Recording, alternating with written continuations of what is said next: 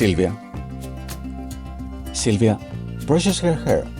With one of her hands, gently slides over her head the robust instrument, trying to tame, yet again, the skein of black curls she inherited from my grandfather.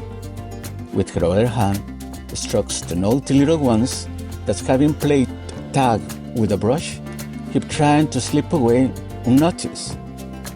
She has a mirror, but ignores it. Her thoughts, at the sight of the open door, have escaped through the blue sky, flying away to a distant place in her memory, whilst the brown doves that her hands are continue their flight so many times traveled.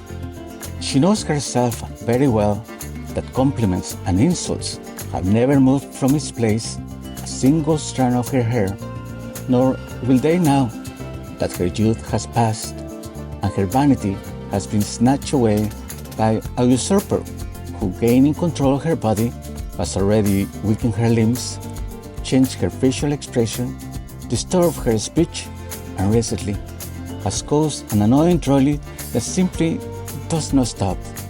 One of those things that has no explanation, so why bother asking if everything in the end is a matter of time, whatever time means now or when things get worse.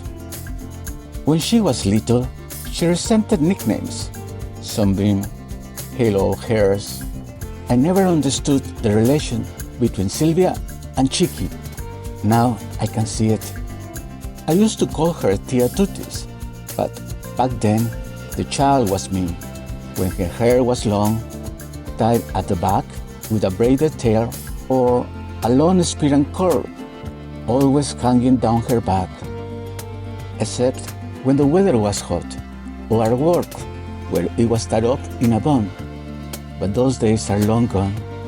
Now she has silver glitter, and she wears short, very short, to make her life easier, whatever easier means now, or when things get worse, because everything is changing, fast, so fast, faster than she can understand, accept, or assimilate. Some curls have been let loose, but she forgives them. She lets them be. Her hair has always been unruly, a challenge of her own nature, like being overweight.